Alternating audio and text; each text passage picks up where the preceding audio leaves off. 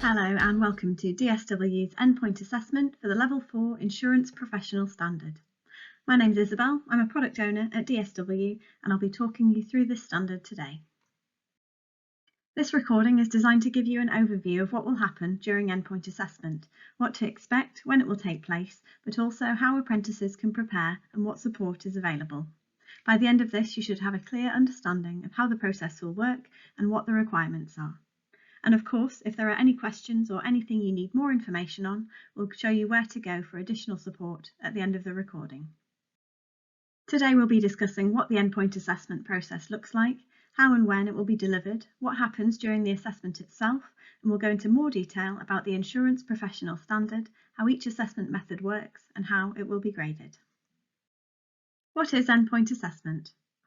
This is what we call the series of assessments an apprentice must take to prove they're able to do the job for which they've been training. These take place once the on-programme period is complete and the apprentice is deemed ready for endpoint assessment. Endpoint assessment is focused on the apprentice proving competence in their role through the work they've done, and it forms 100% of the assessment of this apprenticeship. Assessment design and delivery. DSW create assessment materials in line with robust design principles that are recognised by Ofqual. These principles are validity, reliability and comparability, manageability and minimising bias. This means you can be assured that our assessments are appropriate for the standard, that everyone will get the same experience, that the assessments will be consistent and fair, and that everyone will have a chance to succeed. When does endpoint assessment happen? Endpoint assessment begins when the on-programme phase has been completed, required functional skills and professional qualification have been achieved, and the employer and training provider agree that the apprentice is competent. This next stage is called Gateway, and it's when the apprentice begins preparing for the endpoint assessment process. What happens during endpoint assessment? The apprentice completes the assessments detailed in the assessment plan. There is still an expectation that the apprenticeship training provider will support apprentices throughout the endpoint assessment period. This is to ensure they're familiar with what's to come and so mock exams can be completed with them. In order to pass and be deemed competent, the apprentice must pass all of the assessments. This typically happens over a period of 4 months from the point they're approved for Gateway. The Insurance Professional Endpoint Assessment is made up of 2 components, the portfolio of evidence and the reflective discussion. The learning outcomes which are assessed in each assessment are detailed in the toolkit. We'll look at each method in a bit more detail now. Portfolio of evidence. The portfolio of evidence enables the apprentice to reflect and present examples of their application of the knowledge, skills and behaviours within the standard. Evidence should be collated towards the end of the programme in the last 3 months on programme and the endpoint assessment period, as this is when the apprentice should be competently demonstrating the knowledge, skills and behaviours required. The apprentice will select appropriate evidence to meet the learning outcomes detailed in the referencing table. A minimum of 3 types of evidence within the portfolio are required to demonstrate competence and authenticate the assessment. Examples could be written work or case studies, internal compliance audits, project work done in the role, CPD log, observation records, witness statements or reflective statements. The portfolio should demonstrate attainment of the knowledge, skills and behaviours identified in the apprenticeship standard, show application of learning and skills and contain substantial real work tasks completed.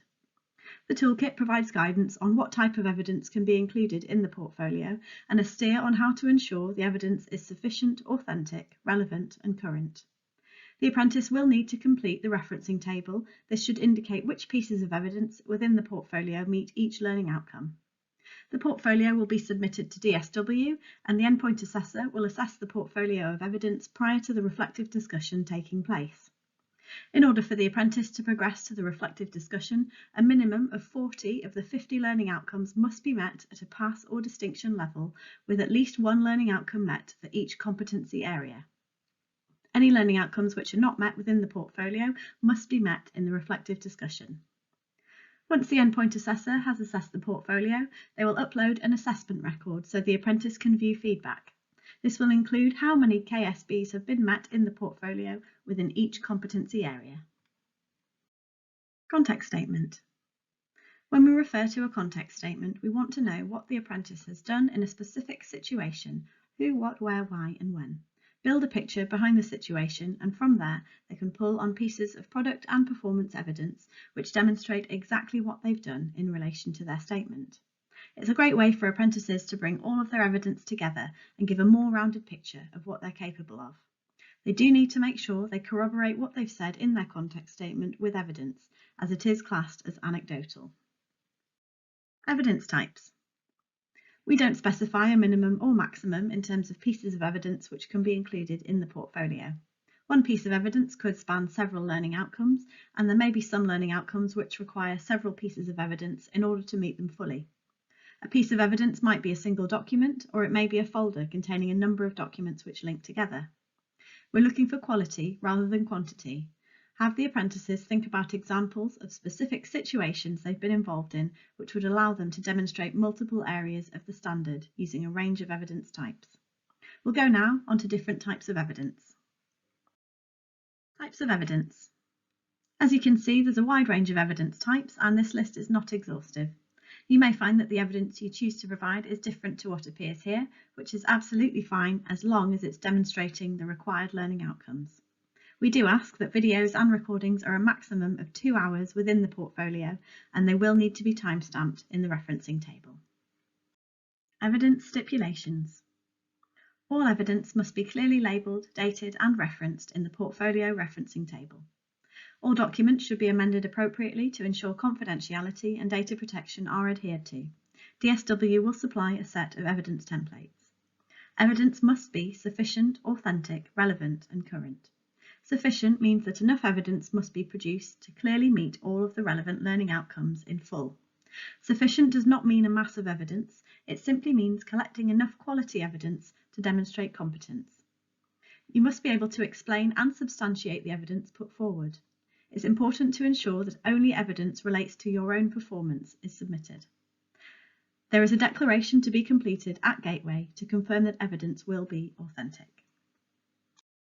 Relevant evidence clearly relates to the learning outcomes, the job role and your performance.